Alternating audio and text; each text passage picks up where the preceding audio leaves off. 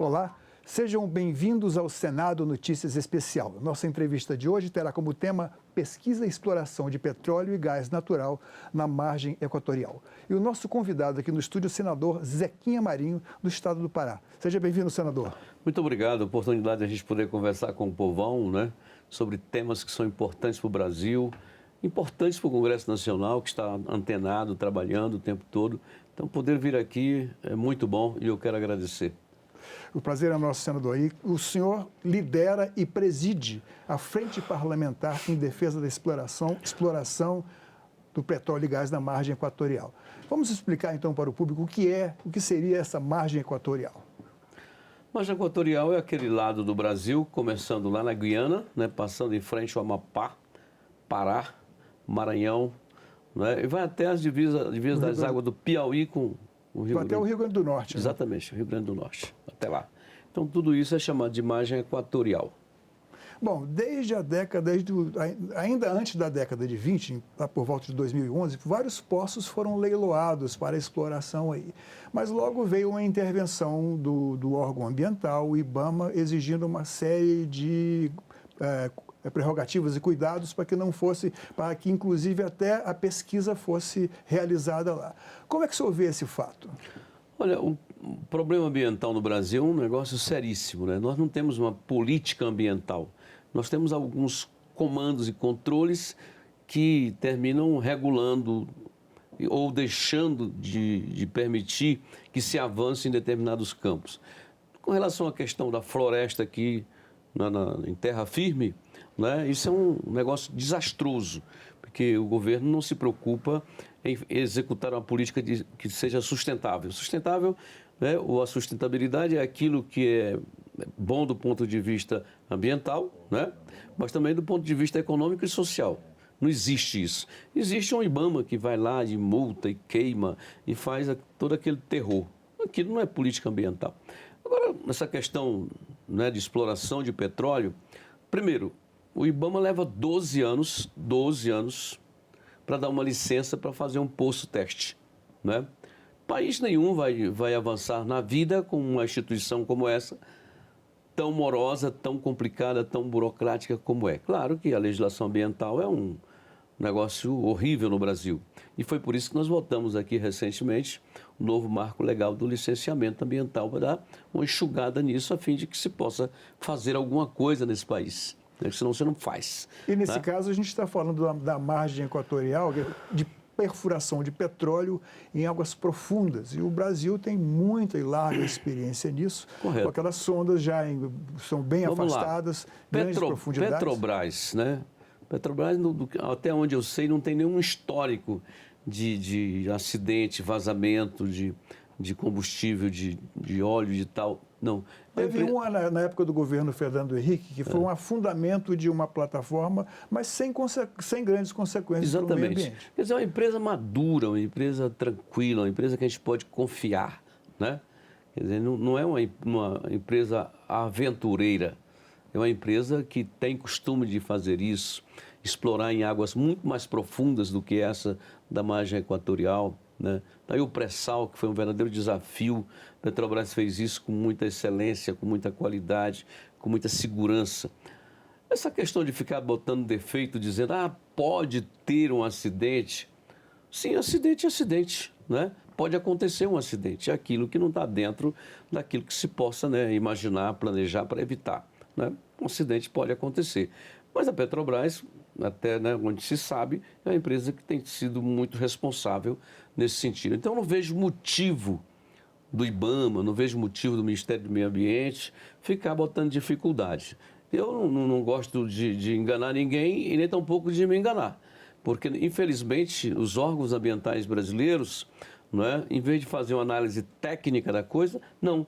Primeiro se faz uma análise política, né, comandado por uma questão ideológica que é insana do meu ponto de vista. Aí tem uma outra questão que evidentemente tem a ver com isso.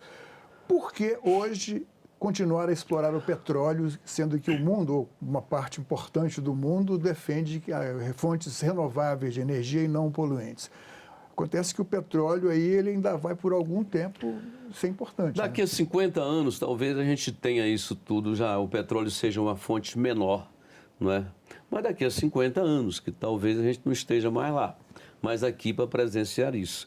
Enquanto nós temos muito petróleo no nosso subsolo, não é? E se pode explorar, que se pode ganhar dinheiro, que se pode fazer negócios, que se pode dar aos municípios e aos estados, ao Brasil, não é? Uma arrecadação importante.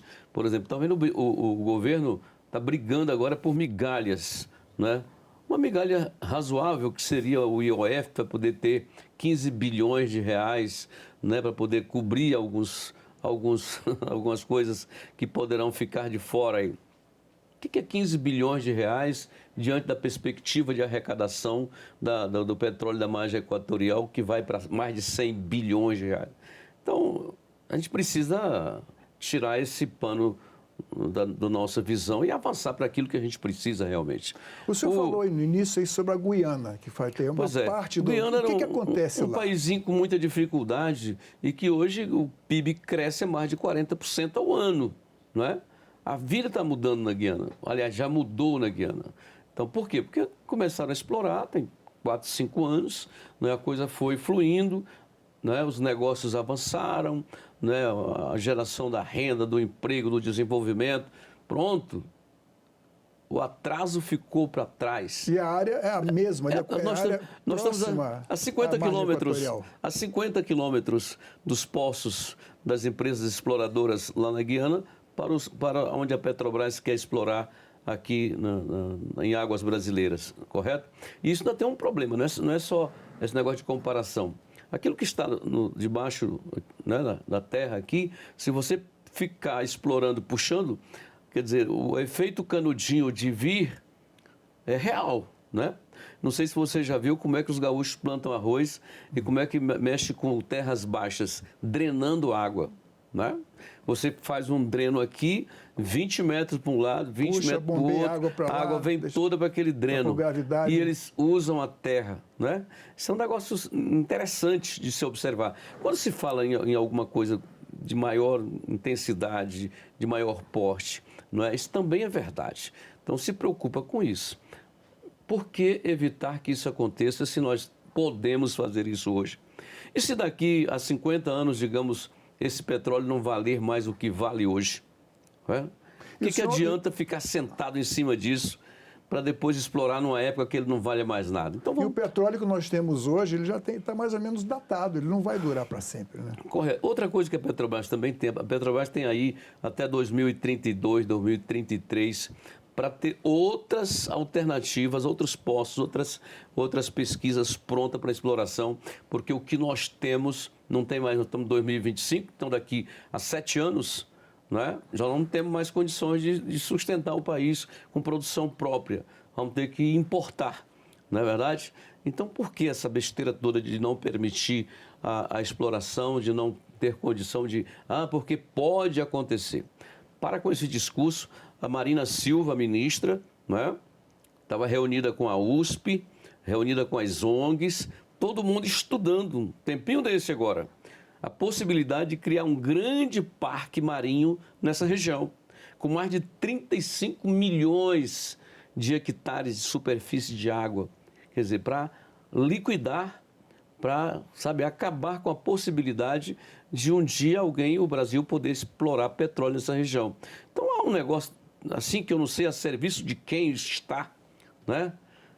A gente precisa fazer uma pesquisa, como diz o pessoal, chamar a NASA, né, para fazer essa avaliação. A serviço de quem o Ministério do Meio Ambiente, o IBAMA, estão fazendo, que é do Brasil, a serviço do Brasil não é. Agora, há um segmento dentro do atual governo que também é favorável à exploração. Quer dizer, é uma questão que, por muitas vezes, em algumas instâncias, é considerado suprapartidário. Aqueles que são realmente republicanos e trabalham para o Brasil, entende assim.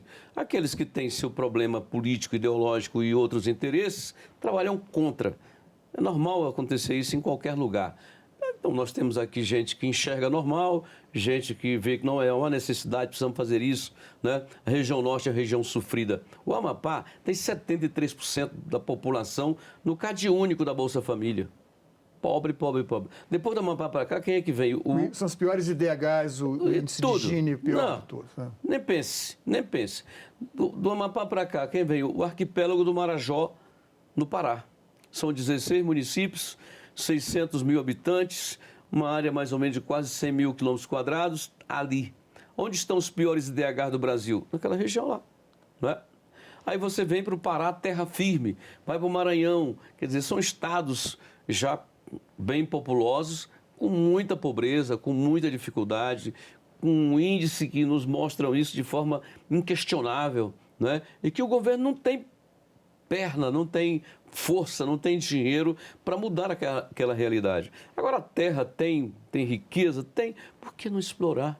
Bom, o senhor preside a Frente Parlamentar em Defesa da Exploração do Petróleo e Gás na margem equatorial. Como é que o senhor vê, como é que o senhor pretende traçar a atuação dessa frente parlamentar? Porque vocês têm vários senadores lá da região norte, senadores da região nordeste, Perfeito. inclusive até um do Rio Grande do Sul também.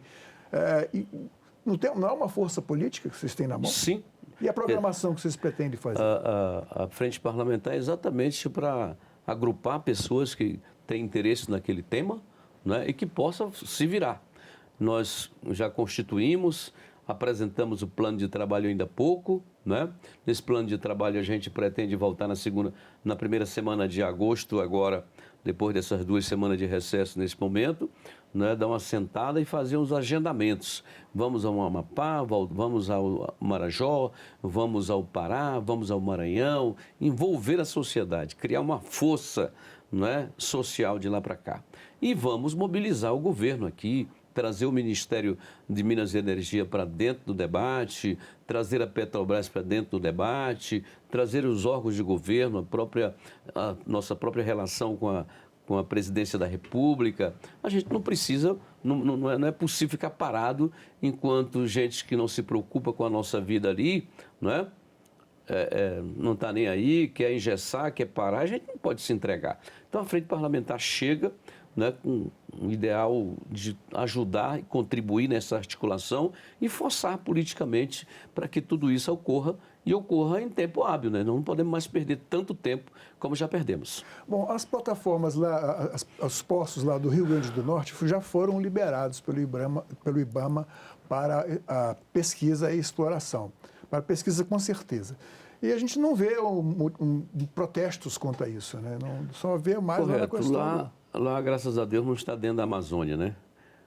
A empreitada aqui é para não desenvolver o norte. É para manter o norte escravo, pobre, miserável, submisso, correto?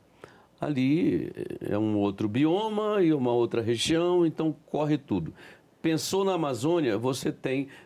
Quer ver a quantidade de ONGs, né? Organizações não governamentais, que você tem no Nordeste, por exemplo, no Sul, no Sudeste, até mesmo aqui no Centro-Oeste. Não dá para comparar com a quantidade de ONGs, por exemplo, que está instalada em Santarém, uma cidade nossa do Pará. Eu não estou falando da região amazônica toda. Vá lá para Santarém e levante quantas ONGs estão instaladas em Santarém, né?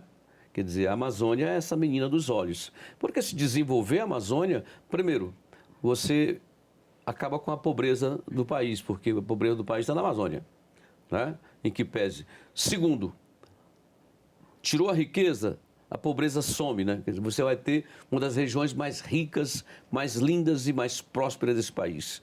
Então, há um interesse por trás de tudo isso, principalmente da produção da riqueza. Por exemplo, a Amazônia não pode explorar grãos, soja. Vai lá que a ONG está trabalhando o tempo todo, né? Estamos lá oprimidos, pelejando, os governos não têm interesse na regularização fundiária, dificulta a licença ambiental. Mas quem está por trás de tudo isso? Organizações não governamentais. Queremos fazer a Ferrogrão. Estamos aí enfrentando anos de luta pela Ferrogrão. Por quê? A Ferrogrão barateia o frete e dá competitividade ao produto brasileiro lá fora. Então, os caras financiam as ONGs lá fora para segurar aqui, né? A ONG já vem com a missão debaixo do braço. Vou trabalhar para isso, isso, isso, isso. O ISA, Instituto Socioambiental, que é responsável pela questão indígena, ele que manda, ele que diz o que a FUNAI tem que fazer.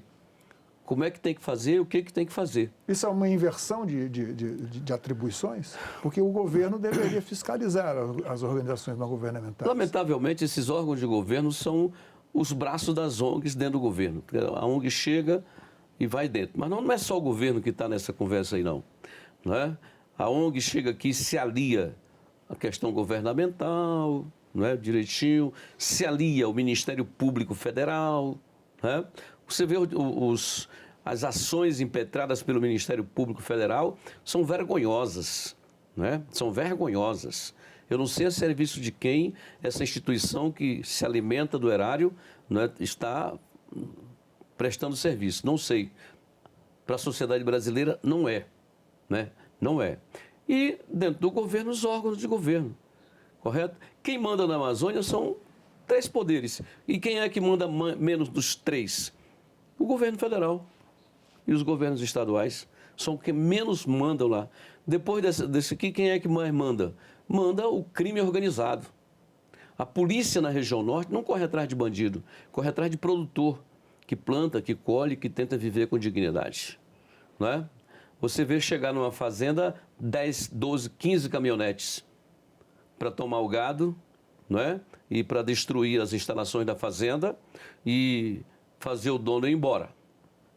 Dá para você conceber um negócio desse acontecendo dentro do Brasil? Talvez alguém que esteja vivendo aqui está dizendo, você está ficando louco. Não, vá lá morar na Amazônia, viver e andar na Amazônia para você ver. Então, a polícia não corre mais atrás de bandido na Amazônia, com raríssimas exceções. Então, o crime organizado é a grande força da Amazônia. E depois as ONGs que realmente mandam. Voltando aí para a questão da exploração na margem equatorial. O senhor, numa entrevista recente, mencionou que se trata de um problema, era um problema técnico que virou um problema político e agora é um problema jurídico também, porque o Ministério Público Federal, que o senhor acabou de citar, entrou contra esse último parecer, o parecer mais recente do IBAMA, que já veio liberar, de uma certa forma, o início das pesquisas lá. É isso que está acontecendo lá? Você acha que há uma influência política nessa questão do Ministério Público? Deixa eu lhe falar. A gente, de repente, se olha para uma nova justiça, né? O ministro do Supremo Tribunal Federal deve ser um grande homem, um homem que tem uma visão completa, detalhada e tal das coisas. Aí você se engana, o cara comete erros bobos. Aí você vem para o Ministério Público, né? Moças e rapazes que passaram tanto tempo estudando, passaram no concurso público, mas, lamentavelmente, a cabeça é muito pequena. A compreensão daquilo, eles não medem nem as consequências das ações que eles impetram, não é? Então, é de fazer dó o que a gente está vivendo hoje nesse país, não é? Então, por exemplo, concedeu, o IBAMA avançou 2 centímetros. O cara entra para suspender, não é? Graças a Deus, aqui e acolá a gente tem um juiz, um desembargador, um ministro que tem juízo, né? Que diz que a maior tragédia é um juiz sem juízo. Então, segura, indefere, não é? Mas ele não pode ser do jeito que está acontecendo.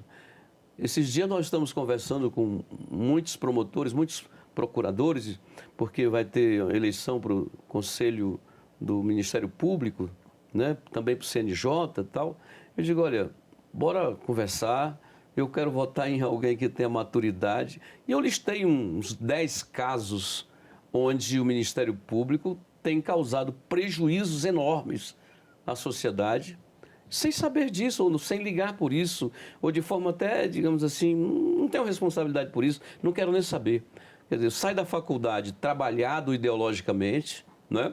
E vai exercer uma profissão em cima daquilo que ele pensa politicamente, e não para dar resultado para a sociedade. Isso é chocante, né? Isso é estarrecedor para qualquer sociedade. E a Amazônia é palco dos piores e mais inusitados pedidos que o Ministério Público apresenta.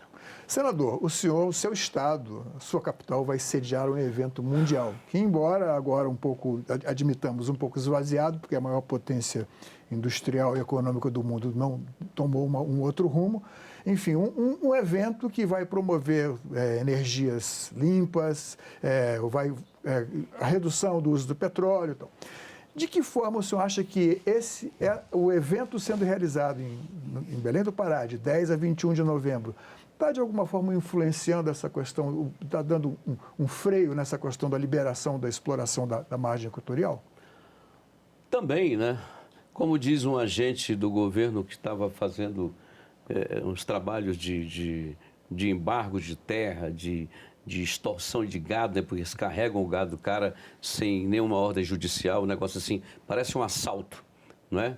Então, até nisso tem um erro, quer dizer, esse mesmo Ministério Público Federal, que deveria ser o guardião do direito do cidadão, que trabalhou a vida toda para ter alguma coisa, amanhã se vê privado dos seus bens, aquilo que a Constituição impede, né? O Ministério Público não enxerga, não é? E o cara vai lá e toma todo o teu gado e doa e distribui e faz o que quer para você ter que ir embora daquela terra. Um negócio mais complicado. A gente precisa ter noção disso, né? Para poder então ver. E também é uma área que está dominada pelo tráfico, né? Vamos lá. Essa questão da COP, ela é muito interessante. No Acordo de Paris ficou tratado que os países ricos passariam para os países, né, pobres, em desenvolvimento, 100 bilhões de dólares ano. Todo ano, uma cota para cada um, para ir mudando o seu eixo de produção, a sua matriz de produção, para ir diminuindo a emissão do CO2 que causa o problema do efeito estufa. Esse foi o acordo. Nós vamos fazer agora a COP30 e não saiu um centavo desse dinheiro até hoje. Então, eu não posso considerar um negócio desse sério, não é? Porque quem quer pagar nesses anos todos, não é? Já devia ter pago alguma coisa.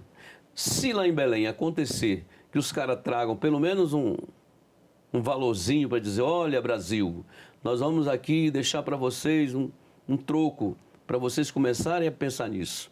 Porque isso é um negócio muito amplo, né? O senhor é industrial, o seu equipamento é antigo, altamente emissor, você precisa trocar esse equipamento, certo? E ao trocar esse equipamento, você precisa de um financiamento barato, correto? Para poder trocar esse equipamento. Senão você vai quebrar. Porque se você tem um equipamento e não tem dinheiro para botar e é obrigado a comprar isso, financiar com essa taxa maluca que nós temos aqui, esqueça, né? Vai ter que fechar a indústria. Então, esse dinheiro tem que ser feito de forma inteligente, né, e consistente. Cadê o dinheiro? Não apareceu até hoje. 15 COPs já se passaram de lá para cá. 15, nunca apareceu um centavo, né? Então, se trouxer, eu venho aqui pedir desculpa por tudo que eu falei. Entendeu? O que pode ser feito se for liberada essa exploração, se realmente acharem petróleo, se começar a produzir? Isso não vai ser de imediato, mas isso melhora as perspectivas para quem está lá no Amapá, no Pará, nas regiões mais pobres? Mais de 100%, né?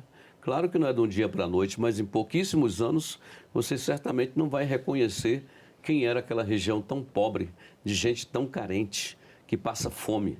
O mapa da fome hoje não está mais no Nordeste, o mapa da fome hoje está na Amazônia, não é?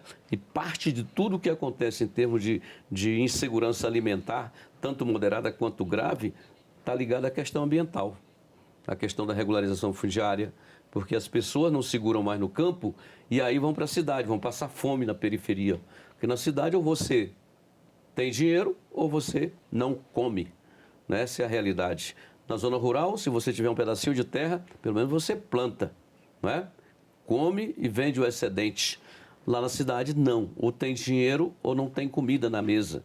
Essa é a grande realidade, né? E vai devagarzinho todo mundo para o Bolsa Família. É isso que é na Amazônia, pobreza.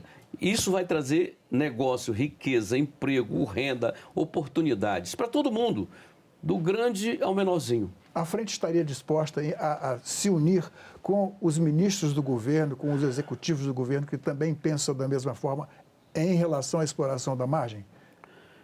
Com os ministros do governo, com o governo e com todo mundo que queira que isso aconteça. Essa é a nossa grande oportunidade na Amazônia, né? Se a gente deixar passar isso e a Marina Silva criar ali um parque marinho nessa região toda enorme, pegando lá da divisa do Amapá com a Guiana e vir correndo aqui para o Nordeste, nós estamos todos, como diz a linguajada da minha terra, fritos. A gente precisa trabalhar firmemente para que a Marina não apareça com um decreto lá na COP, a fim de que o Lula possa assinar isso e condenar né, a miséria e a pobreza como está condenada aquela região toda. Senador, muito obrigado aqui pela sua presença no nosso programa. Eu que agradeço a oportunidade, estamos sempre à sua disposição. Este programa já está disponível no nosso site senado.leg.br/TV ou no nosso canal do youtube.com/TV Senado e também nas nossas redes sociais. Nós agradecemos a você, telespectador, e até a próxima.